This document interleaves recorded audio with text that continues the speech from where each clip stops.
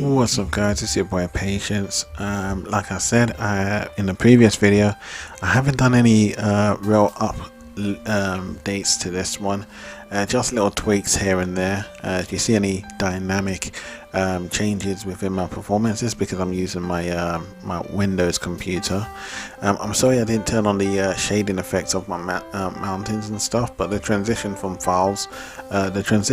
of files from one computer to another seems to have done a little thingy. I couldn't bother to fix it up yet, but yeah, so I wanted to talk about two things. One, the buildings that I've obviously created, the layouts, and how I might go about things. So these are a few buildings here that I've been working on, and I enjoyed working on them quite a bit, bringing out the kind of retro 80s style kind of cyberpunk, and that over there, the green that we flew over just not too long ago, was the army base. And those little circles with the purple dots on them, I will create variants within their colors in due time, but they're obviously landing pads for these buildings. Now, first, these buildings were going to be houses that were going to I was going to have obviously house my residents, but I decided to go for those nice big long buildings with the windows, and the reason, and all these other buildings will serve as shops or manufactured goods, or like some sort of servicing for I'm guessing I'll have about 24,000 to 50,000 residents, this area will be populated with about 50,000 or so individuals, as each of those tall buildings will probably hold about 5,000 people, or something like that, and then all of these things here will be like outside stores for the residents. But it's not supposed to be a place where my peoples will have, families and children. The families and children may come out here, but it's not like a home. This is more like a research location. So that's the idea that I want to go with this one. With this one. Here you can see me working on one of my roads. You saw me working on my previous road system. Well, I've used the same idea, the same mythology, as it were. But I've changed it up a little. This is not geonodes. This one here is now using a different kind of modifier as to a geo to help me generate the scale.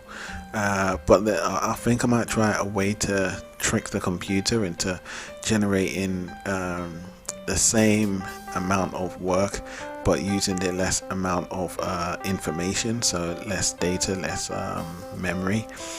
So this is like a retro car of the 80s, futuristic, that I want to design, and I want to bring out a little bit more of this little road that you see here before you, the way that I've decided to model it and stuff. It's absolutely procedural. So if I switch over, it's going to take a little minute. You'll see me adjusting this road. So while I do that, I will explain a little bit more about how my system will partially work. So how the system will work is the superstar will be affected mostly by the big black hole.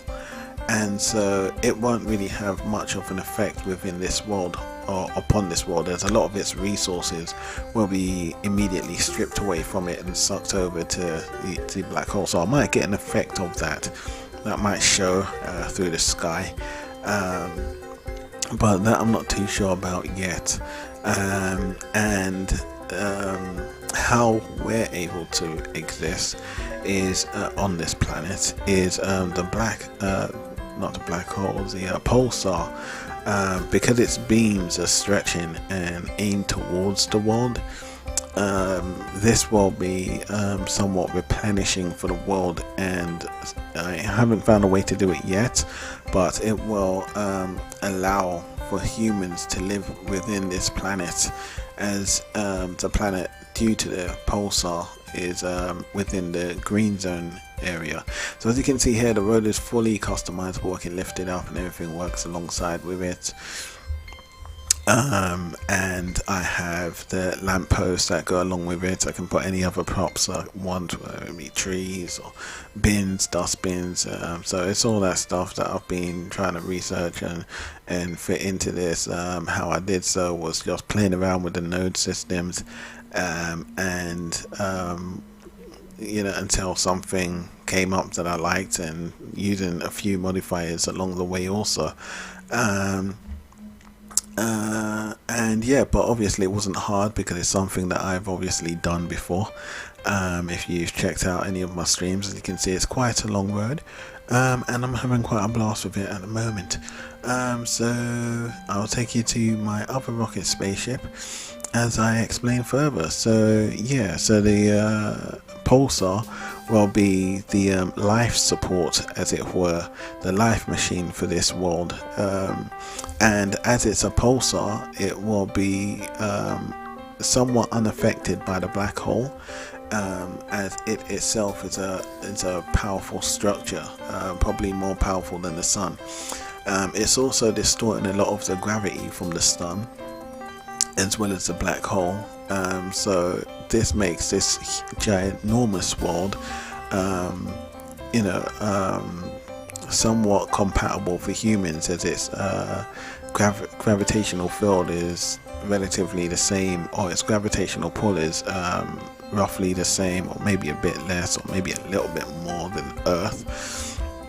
So it doesn't cause any strain or any long-term damage on the human body over time, especially. So it's possible for me to find a way to explain how how my characters are able to dwell on this world scientifically and in a sense believably, which is something that I may bring out in my work. So these are ways that I tackle stuff, and that's just a simple explanation to this little situation, and it's quite fun. I've been having obviously a lot of fun creating the distortions, creating pulsars, creating superstars, a super world, and obviously the volcano system that I hope to bring to life hopefully soon. I might bring a world into this as well to make it more immersive. So I hope you guys do enjoy seeing my workflow. I hope you like the buildings. I must apologize, I ain't been able to do much on this at the moment, but once I am able to, again, you will see a lot more from me. But until then, I will go back to my MacBook, and I will keep working on my MacBook until I am efficient enough to sustain my existence on my Windows. But until then, guys, it is your boy Patience. I hope you guys are looking after yourself. Loads of love. Leave your thumbs, your likes, and your comments down below. Over now, guys.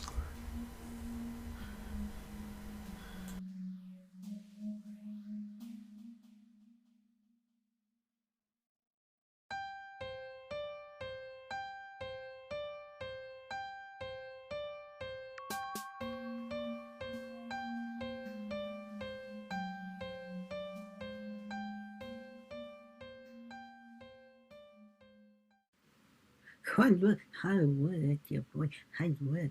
He puts it